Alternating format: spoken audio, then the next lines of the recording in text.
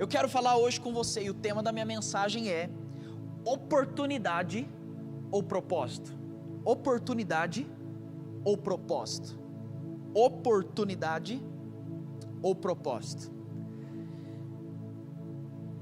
Eu acho engraçado olharmos para aquilo que estamos vivendo hoje e a gente enxergar dois polos, pessoas muito preocupadas e pessoas não tão preocupadas. Eu não estou falando em relação ao cuidado da saúde, ao que esse vírus pode fazer, mas uma preocupação excessiva e uma confiança excessiva. Eu não sei qual é o seu caso hoje, se você tem uma preocupação excessiva ou se você tem uma confiança extraordinária em Jesus. A grande questão é que, vendo e fazendo a leitura desse tempo e essa preocupação e essa crise, nós enxergamos, eu já falei um pouco sobre isso no primeiro culto que nós fizemos online, que pessoas que vivem de oportunidades, automaticamente nesse tempo, vão se transformar em uma preocupação excessiva. Pessoas que correm atrás de oportunidades, e você vai entender isso ao longo dessa mensagem, estão desesperadas. Em contrapartida, nós vemos que pessoas que têm propósito, que têm consciência clara de propósito, estão durante essa temporada, por incrível que pareça, crescendo. A grande questão é a diferença entre oportunidades e propósito. Oportunidades e propósitos. E isso a gente vê, não é de agora. Nós vemos uma tentativa violenta, estratégias violentas de Satanás e o seu grupo, desde a criação do mundo, para fazer uma coisa com você e com a sua família: tirar o seu propósito, desconfigurar o seu propósito, destruir o seu propósito. Isso não é de hoje, isso desde a criação, Satanás ele vem trabalhando para desconfigurar propósito. E eu vejo que a maneira que ele utilizou para que o propósito fosse deixado de lado, foi gerando uma preocupação e um desejo incansável por oportunidades. Porém, oportunidades são áreas que nós trabalhamos quando nós não temos propósito. Se a gente olhar para a história da criação do mundo, nós vamos ver exatamente isso: tirando o senso de propósito e gerando o senso de oportunidades. Tanto que, se eu perguntar para você agora, eu acredito que, assim como eu, durante muito tempo, tive dificuldade de responder: qual o propósito do ser humano nessa terra? Qual o seu propósito nessa terra? É uma pergunta difícil de responder. Por qual razão Deus criou a humanidade? E essa pergunta é tão difícil de responder, porque desde a criação, Satanás tem trabalhado para tirar o senso de propósito das nossas vidas. É difícil a gente responder: por que nós estamos aqui? Por que Deus criou a humanidade? Porque propósito é algo que preocupa Satanás. Eu acredito que salvação é incrível, e isso é o ápice do Evangelho. Jesus, pela sua graça e misericórdia, morrer naquela cruz em nosso lugar e nos salvar. Eu acho isso fenomenal, é o ápice do Evangelho. Mas eu quero dizer, não é tudo. Porque naquela cruz, Ele salva as nossas vidas e gera agora um senso de propósito restaurado. Ele salva a gente da condenação para dizer a nós: agora vocês têm uma nova vida, e com uma nova vida, vocês vão retornar a ser quem vocês deveriam ser dentro do propósito. E vamos estudar então, eu quero trazer um pano de fundo em relação a isso que eu vou falar na Bíblia, a respeito de como Satanás tem trabalhado para destruir propósito. A gente vê então, na era pré-pecado, antes do pecado acontecer, Gênesis capítulo 1, versículo 27 e 28, se você puder acompanhe na tela, porque eu vou ler muito rápido, então acompanhe na tela, e se você anotar é muito legal. Gênesis capítulo 1, versículo 27, é a época antes do pecado. O pecado não havia entrado na terra. que a Bíblia diz: criou Deus o homem à sua imagem, a imagem de Deus o criou, o homem e a mulher os criou. Deus os abençoou e lhes disse: sejam férteis, multipliquem-se, encham e subjuguem a terra, dominem sobre os peixes do mar, sobre as aves do céu, sobre todos os animais que se movem pela terra. Aqui Deus está trazendo o propósito da humanidade. Ele diz: sejam fecundos, ou seja, multipliquem-se. Fecundos, nós sabemos disso, em relação, Deus coloca e fala: multipliquem, sejam fecundos, produzam, cresçam, frutos, família, aumente. E Jesus coloca, então Deus coloca a humanidade e fala: vai, sejam fecundos. Mas Ele vem em seguida e diz: multipliquem-se, ou seja, cresçam, aumentem aquilo que vocês carregam, sejam isso vida, seja isso talentos, multipliquem. Isso Deus coloca também. Mas Ele diz também: encham a terra, ou seja, a plenitude, seja completo. Deus estipula a humanidade e diz: vocês vão crescer, vocês vão ser fecundos, vocês vão multiplicar e vocês vão ser completos. Vocês não precisam de mais nada, porque eu já sou tudo. Então esse é o papel da humanidade. E ele então continua: sujeitem, dominem. Ele está dizendo: vocês vão dominar a terra, vocês vão comandar, vocês vão administrar essa terra. Isso aqui é claramente o propósito humano em geral. Deus ele coloca para que a gente seja fecundo, para que a gente seja completo, para que a gente multiplique e para que a gente administre essa terra. Isso era o propósito original. Então ele continua ainda em Gênesis, porém capítulo 2, versículo 15, diz assim: o Senhor Deus colocou o homem no jardim do Éden para cuidar dele e cultivá-lo. Depois então de classificar a humanidade, Deus ele vem e diz: colocou o homem no jardim do Éden para cuidar e cultivá-lo. Aqui ele está trazendo não o senso de propósito da humanidade, mas o senso de propósito particular. Porque além do senso de propósito da humanidade, que é crescer, multiplicar, administrar e realmente avançar, ele traz, coloca então para cuidar. Colocou no Éden para cultivar e guardar, que seria no caso trabalhar, produzir e proteger. Isso era perfeito. A humanidade não precisava de mais nada. Deus estava ali. A presença dele era real. O propósito estava claro, porém acontece algo muito e muito importante. Em Gênesis capítulo 29, versículo 29 e 30, 1, 29 e 30, Deus diz: eis que lhes dou todas as plantas que nascem em toda a terra, produzem sementes, e todas as árvores que dão fruto com sementes, elas servirão de alimento para vocês. E dou todos os vegetais como alimento, e tudo que tem em si fôlego de vida, todos os grandes animais da terra, todas as aves do céu, todas as criaturas que se movem rente ao chão. E assim foi.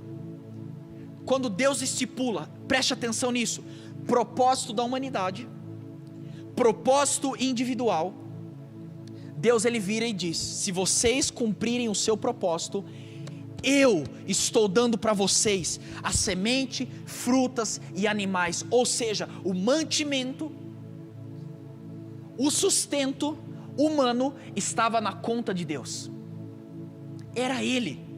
Você não vê Adão preocupado com o mantimento. Você não vê Adão preocupado como seria a sua administração na questão de o que eu tenho para comer, como eu vou sobreviver. Não existia essa preocupação, porque o propósito real gerava então o sustento real.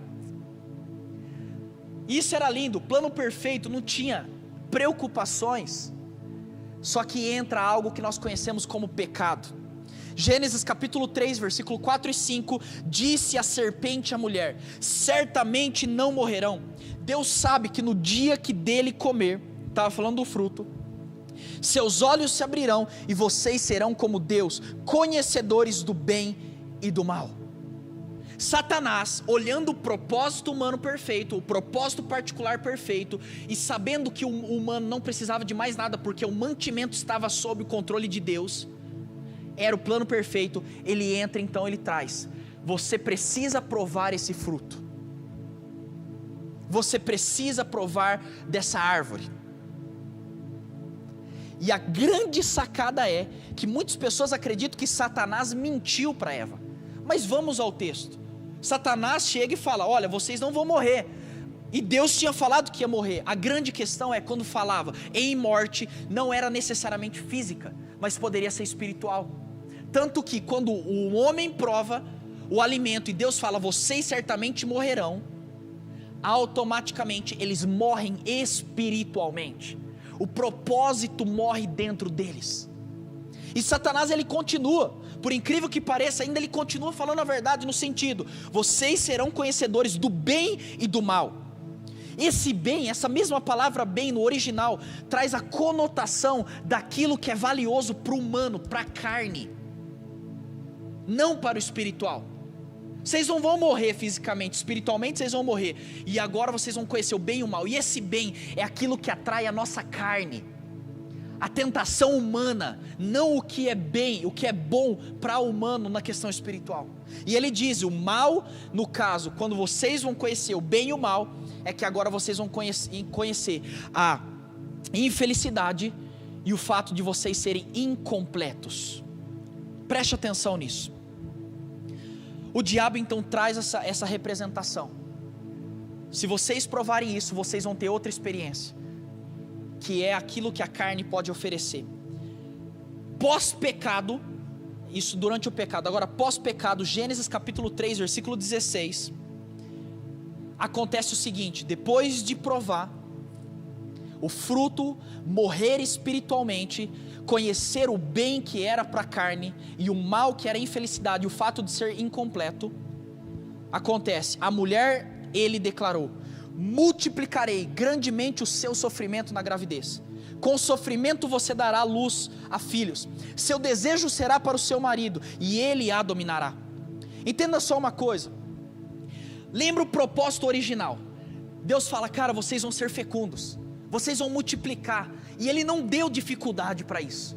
Quando o pecado entra, e quando o fato de eles serem incompletos entra no coração, agora surge uma nova frase, agora vocês vão multiplicar, vocês vão ser fecundos, com uma condição, agora mulher, você vai ter dor para dar luz. Você era completo, você experimentou o bem e o mal, agora você é incompleto, o propósito de Deus ainda vai continuar sobre a sua vida, porém agora você vai ter dor para gerá-lo. E ele continua, Gênesis 3:23, por isso o Senhor Deus o mandou embora do jardim do Éden, para cultivar o solo do qual fora tirado. Lembra que Deus tinha a proposta de vocês vão ter mantimentos, vocês vão trabalhar, vocês vão receber da minha parte, agora o seu mantimento não é mais por minha conta, porque você deixou de ser completo, agora o seu mantimento, você que se vire. Você pecou, você conheceu bem e o mal, você morreu espiritualmente, agora sai do Éden e agora você vai trabalhar, você vai cultivar. E aí a Bíblia diz em Gênesis 3:17, o homem declarou, visto que você deu ouvidos à sua mulher, comeu do fruto da árvore, da qual eu lhe ordenara que não comesse, maldita a terra por sua causa, com sofrimento você se alimentará dela, todos os dias da sua vida. E aí então Deus traz, o propósito original, humano, vai continuar, porém agora vocês vão ter dificuldade, era multiplicar e ser fecundos, vai ter dor, era vocês administrarem, crescerem, agora vocês vão ter trabalho, agora era para vocês receberem o mantimento da minha parte, ou seja, vocês não teriam preocupação nesse sentido, porque eu, Deus, vou te dar. Agora não é mais assim, vocês conheceram o bem e o mal, vocês morreram espiritualmente, agora o seu propósito vai continuar, só que agora você toma conta dele.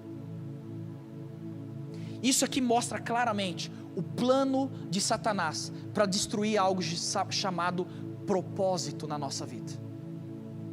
Deus cria algo perfeito, Deus cria um plano perfeito, começo, meio e fim. Deus estipula propósito claramente. Satanás ele vem e ele modifica, e agora você vai ter, mas vai ter dificuldade. A grande questão disso é que eu enxergo dois problemas. Primeiro problema, uma dificuldade nas coisas. A partir do momento que nós morremos espiritualmente, nós agimos por conta própria, agora nós temos dificuldade. Na onde? No papel da humanidade, nós temos dificuldade no chamado individual, no propósito individual. Por isso que a grande maioria das pessoas que estão dentro da igreja, ainda assim, não conhece seu propósito original. E nós vemos também uma dificuldade tremenda no sustento. Vamos ser sinceros, gente. Qual é a maior dificuldade hoje na vida de uma pessoa? sustento, mantimento, seja isso financeiro, que gera alimento, que gera saúde, é o sustento. Aquilo que Deus daria de graça passa a ser por nossa conta, pelo fato do pecado ter entrado na terra. O segundo problema que eu vejo, muito sério, além de uma dificuldade, é que agora houve uma inversão de prioridades. Aquilo que antes era prioridade, chamava propósito, passa a morrer, passa a ter dificuldade. Agora, o ser humano, ele deixa de viver por propósito e ele começa a viver por oportunidades. Onde dá mais dinheiro? Oportunidade. Onde, não o que vai cumprir o meu propósito, mas o que vai trazer mais alegria carnal? Oportunidade. O que eu tenho que fazer para a minha vida ser melhor? Oportunidade. Existe uma inversão agora de prioridade. O ser humano, depois do pecado, um dos principais problemas é que ele deixa de viver propósito para viver oportunidade. Oportunidade. E aí entra essa questão da troca do propósito, a questão da necessidade, a preocupação excessiva. Tudo isso entra por quê? Porque o propósito morreu. Nessa crise, pessoas que estão firmes são pessoas que têm consciência do seu propósito. São pessoas que têm consciência do propósito humano, na qual Deus disse: vocês vão trabalhar, vocês vão crescer, eu vou te sustentar, a minha palavra é a palavra final, conte comigo, eu cuidarei de você, as bênçãos correrão atrás de você. Pessoa que tem propósito humano claro, está tranquilo. E eu vejo pessoas que têm propósito particular, não estão desesperados, porque eu sei que esse propósito não fui eu que criei, não foi uma oportunidade que eu escolhi, não foi um tiro que eu dei para ver onde seria melhor. A grande questão é: o que eu vivo é propósito de Deus, eu estou nessa terra para viver isso, então eu tenho uma tranquilidade que não é minha, é do Senhor, porque Ele gerou propósito em mim. Sabe o que eu vejo, gente? Muitas pessoas estão sendo testadas nesse tempo, a igreja está sendo testada nesse tempo, famílias estão sendo testadas nesse tempo. E uma das lições mais importantes que eu vejo, que precisa ser gerada em nós, é que nós não devemos viver por oportunidades, nós devemos viver por propósito. E eu quero fazer 3 perguntas para você. A primeira pergunta: você sabe qual é o seu propósito? Você sabe o porquê você está nessa terra? Você sabe o porquê você acorda todos os dias? Uma vez eu ouvi uma frase que mexeu comigo e tem tudo a ver com isso, que era mais ou menos assim: uma pessoa só vive bem quando encontra a sua razão do porquê morreria. A pessoa só vive na plenitude quando ela encontrou a sua razão do porquê morrer. A gente não morre por dinheiro, a gente não morre por um trabalho melhor, a gente não morre por uma área da sociedade, a gente não morre por um status, a gente não morre por nada disso, mas eu garanto para você que a gente estaria disposto a entregar a nossa vida pelo nosso propósito. Pessoas que estão desesperadas nesse tempo, com toda certeza precisam trazer uma clareza do seu propósito.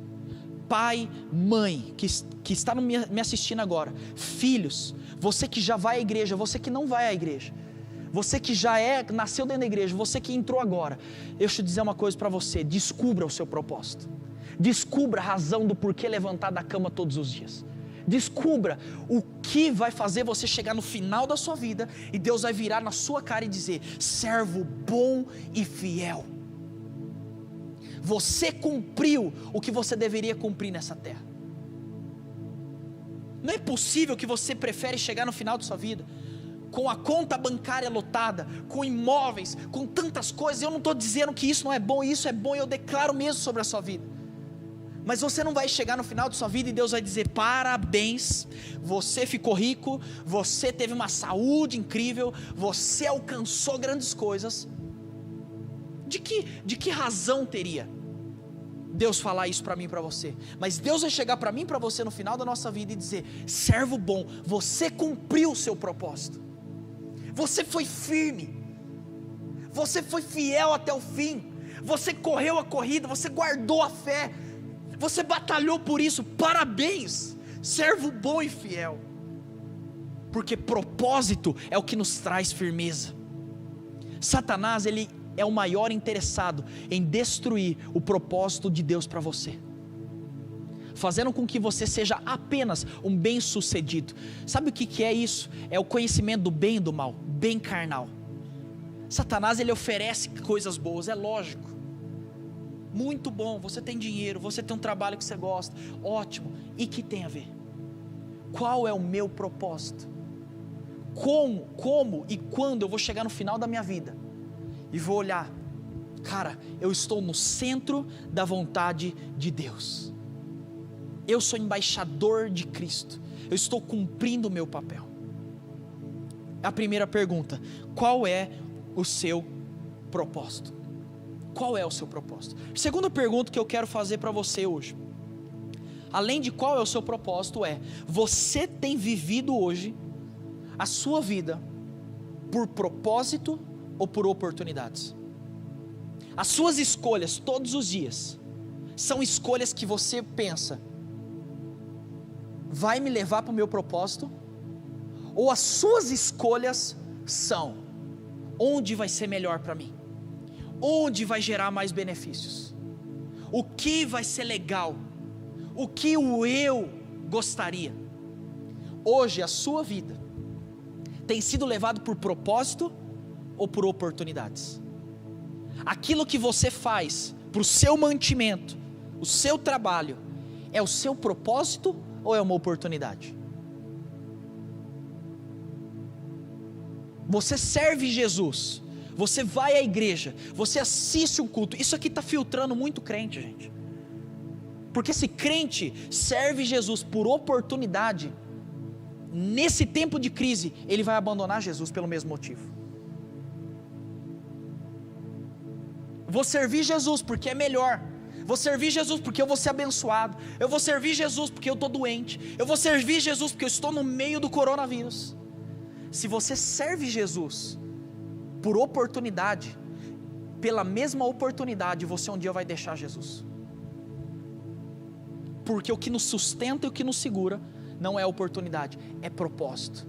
Eu sei quem Jesus é, eu sei o que Jesus fez por mim, eu sei o seu sacrifício, eu sei que Ele me criou com um propósito, eu sei que Ele é o que direciona a minha vida. Isso é propósito, tem firmeza. Não é um amigo que vai tirar sarro de sua cara e vai te fazer balancear, não é uma crise que vai tocar o seu bolso e vai falar: duvido da existência de Deus. Não é um professor de faculdade mal informado que vai chegar e vai transformar sua cabeça, porque oportunidade é fraca, propósito é inabalável.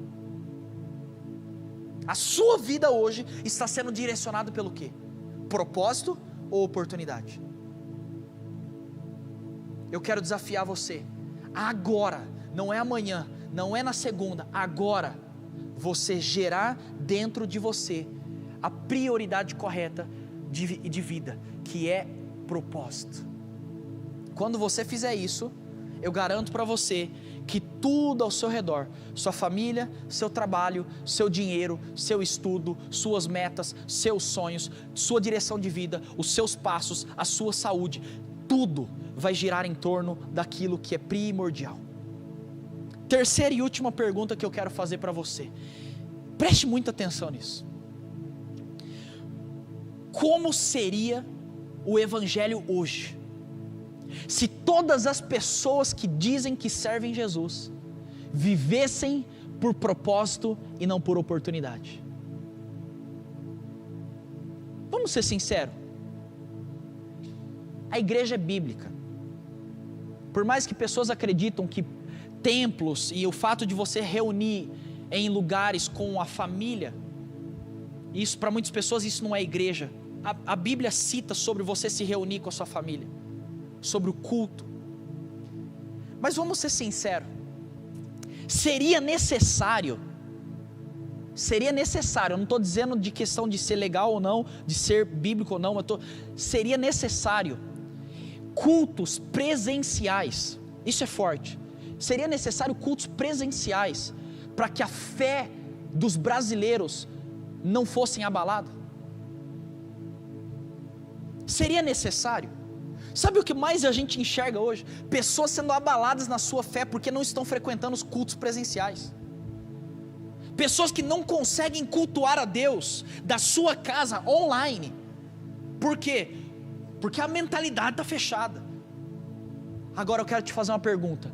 Imagina o que seria do evangelho hoje, se todos aqueles que servem Jesus e que amam Jesus vivessem por propósito. O que seria da política? O que seria da moda? O que seria da saúde? O que seria da administração? O que seria da área financeira, do mundo financeiro? O que seria dos negócios? O que seriam dos missionários? O que seriam das implantações? O que seriam dos jovens? O que seria de todas as esferas? O que seria da escola? O que seria da escola? O que seria de todas as áreas? Se aqueles que dizem Jesus é meu Senhor e Salvador vivessem por propósito e não por oportunidade, o mundo seria diferente. O mundo seria diferente, o impacto seria diferente, porque todos estariam na sua área com convicção: Deus me chamou e eu vou fazer a diferença onde eu estou. Eu quero fazer uma pergunta: como seria o lugar que você trabalha se você de fato vivesse propósito? Como seria a vida das pessoas que estão ao seu redor no seu trabalho? Como seria a sua família, o seu marido, mulher, a sua esposa, os seus filhos, se você entendesse propósito? O mundo seria diferente. Eu quero fazer uma pergunta: o que seria dessa crise? O que seria do coronavírus se a gente vivesse propósito ao invés de oportunidade? Por isso eu quero falar para você: deixe de viver por oportunidades e viva a partir de agora por propósito. Por propósito. Eu quero encerrar trazendo uma reflexão. E escute isso que eu vou dizer. Jesus nasceu, viveu e morreu. Preste atenção nisso. Jesus nasceu, viveu e morreu exclusivamente por propósito. Porque se Jesus olhasse por oportunidade, jamais ele deixaria o seu trono de glória para morrer no meu lugar e no seu lugar. Que oportunidade que seria essa? Jesus viveu, nasceu e morreu exclusivamente por propósito. Porque se fosse por oportunidade, Jesus jamais faria o que Ele fez por mim e por você. Se Jesus viveu, nasceu e morreu por propósito, quem dirá nós, criaturas, filhos de Deus? Se Ele fez isso, se Ele viveu dessa maneira, se Ele cresceu e morreu carregando essa mensagem, quem dirá nós? Nós, eu e você, precisamos todos os dias ter uma consciência: eu nasci, eu vivi e eu vou morrer exclusivamente para cumprir o meu propósito naquele que um dia cumpriu o seu propósito por mim.